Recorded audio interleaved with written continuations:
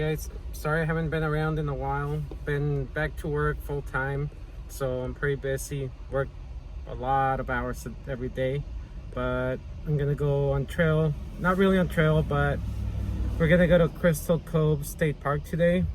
It's up in Newport Beach area. It's a place where a lot of hikers will go out and test out their gear, and a lot of people go out there to see if they like backpacking. It's going to the campground that's 3 miles inland. It's an inland hike, and it's an alright hike. You go up, it's pretty much uphill, but the area where you camp at is really nice. So we'll head on there. Before heading out to Crystal Cove, I did go to a bakery called Cream Pond in the city of Tustin. It's on El Camino. It's really good. You guys should check it out. I'll take a picture of the bag, but yeah, they have good pastries, bakery items. They have curries, sandwiches, sushi. They have the works. If you guys want something good, check it out. But back to Crystal Cove. I'm at the deer campground, I believe. It's pretty much like a gradual uphill climb. I would say it's a moderate hike where I'm gonna be camping at to get to, and it's not too bad. It's a nice place, has a nice breeze. It's not like too hot. Just, you know, check-in is at 3 for camping, so it takes about 2 hours. So you are hiking in the heat of the day. Which kind of sucks, but it's not too bad. They allow gas stoves but no campfires, so you gotta bring in that. No water, so you gotta bring in your own water. The other thing is you gotta have a freestanding tent. They don't allow stake tents, so you gotta bring a tent. Pretty much freestanding tent is the ones that have all the poles and that you can actually put together and it'll stand up on its own. Freestanding tents are pretty heavy. My freestanding tent weighs about 4.5 pounds compared to my CPAX ultralight tent, which weighs about 19 ounces, I believe. So big difference. So going in there, you are carrying a lot of weight with your water, your tent, your sleeping bag, and all your food and stuff. But if you are going on a big hike, if you're going up to like John Muir or the Pacific Crest or some long trail like that, you are going to be carrying a lot of weight, especially if you're carrying a bear canister. So it is a little bit of practice, but anyway, let's get back to the trail. Okay, so once you get in to the park, you'll check in at the ranger checkpoint in the entrance. They'll take all your info, license plate, the usual, Then when you're gonna park all the way at the bottom of the hill, and you'll take the beach trailhead parking, which is it'll be the left road when you go down, and then you're gonna go all the way down, and then you'll make a left, and that's where all the parking is. And try to park as close to the trailhead as you can, because you're gonna be going uphill, and if you're carrying gear, you don't want to park at the entrance of the trailhead parking, believe me. So let's go.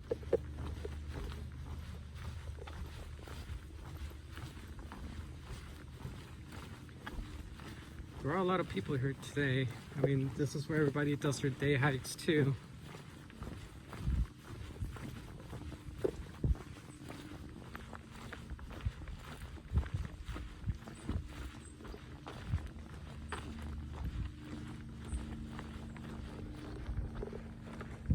Alright, so no dogs allowed, like every other trail. Poison oak, and watch for rattlesnakes, which is normal.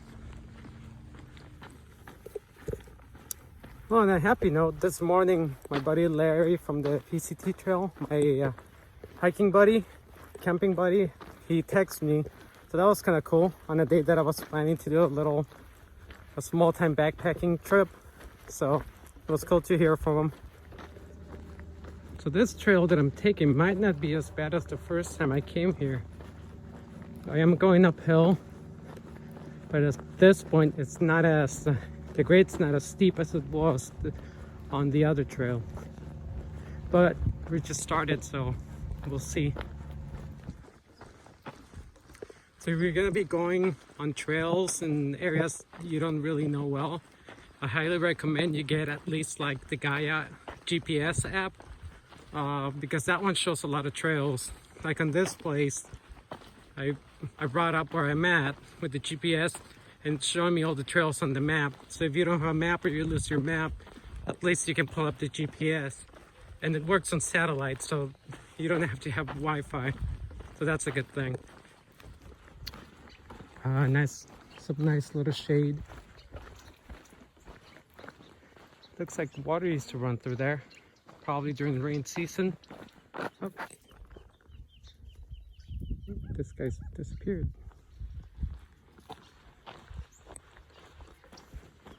The other app I use is a gut hook app, and a lot of people use that one too. The cool thing about that one, even though you gotta pay for certain sections that you do, but it shows you restaurants and places to go eat and watering spots and other hiker spot tips and stuff on that one. So it's a pretty good app too. I use both of them. Oh, I remember these guys all over the trail. Fun times. All right, so I'm at a crossroads. Here's the West Cut Trail, and there's the Pulse Trail. So the West Cut Trail is gonna go up and turn into a small trail, and the No Name Trail, I guess they call it now the Pacific Ridge Trail. As far as I can tell, if you're here for the first time, I would definitely do the Moro Canyon Trail up, and then fan out to wherever campground you need to go from there. It's an easier hike up, especially if it's your first time and you're not used to going up steep grades. This one's a little steep, but it doesn't look that bad, but we'll find out as soon as we get up there. So here we go.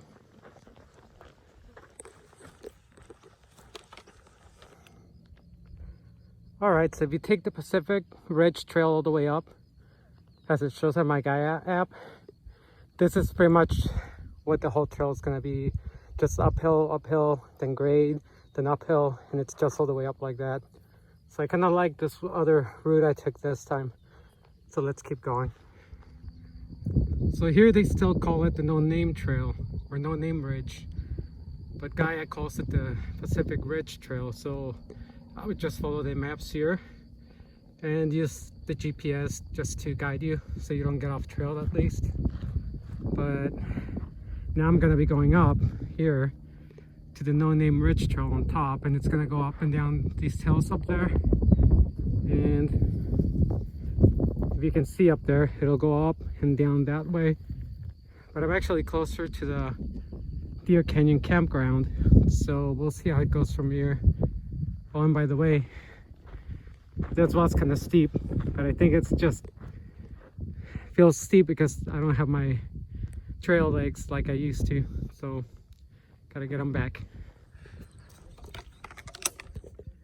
So you can't really see it that well in the video, but this is what I was talking about on this trail, the No Name Trail. There are steep upgrades, flat areas, and more steep upgrades. Fortunately, I think there's only one or two from where I got on. So we'll see. Alright, finally made it to Ticketron. It took me about an hour and 15 minutes. So taking that shortcut or other trail did probably cut off some of that steep climbs, but it was probably like maybe a third or a half of them, because the last couple of them were really steep, so look forward to that. If you zigzag upward, it won't be as hard. If you go straight up, then just take your time. Don't need to get hurt. And then this is the last trail before the campground. It's about a mile and a half maybe. So I'm just gonna take my time and just get there and start camping. So let's go. Oh, and watch out for rattlesnakes too. Remember that, because you forget sometimes. You're just climbing and you wanna get to the top, and you forget to watch out for critters.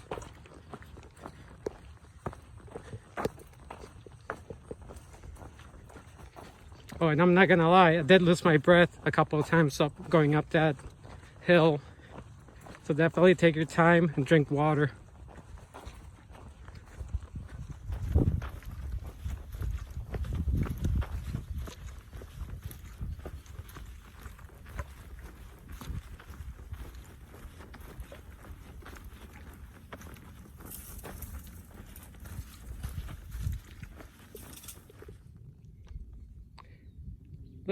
I met Bugs. Hello there. Lunch? Just kidding.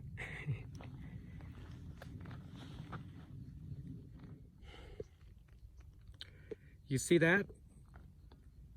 That is the best part of any trail, and any hiker will tell you. Shade after walking in the sun. Shade is the best part, next to water. Let's keep going. So the Deer Canyon campground has 5 spots. There's 5 there. I'm on number 4, which has a table. Number 3 over there has a table, and there's more on the other side. There's the bathroom right there, which is an outhouse. It's first come, first serve, so try to get here early, and that way you can get one with a table or out of the sun. Although in the morning, it's kind of nice to have the sun on you because it gets cold. So just a word of advice, if you're gonna use the outhouse out here, probably any outhouse, make sure you wear this or a mask, because man, they stink. Probably the worst place to go to the bathroom. Rather dig a hole in the wilderness. But anyway, it's time for dinner. Oh yeah, I did wash my hands, by the way. Actually, I'm gonna try to open it because I'll knock this whole thing over. But oh yeah, this is right here to keep the wind from blowing the flame away. But that's my little setup. Little MSR stove, weighs about probably 3 ounces, probably less, I don't remember. Then a small canister of isopropane, I believe. And that's it. All I need to survive tonight. So tonight's dinner is a 3-cheese chicken pasta. I was gonna bring an MRE, but I figure I need to eat some of these because I got a crap load of them. So that'll be dinner. Plus, I'm in the mood for pasta.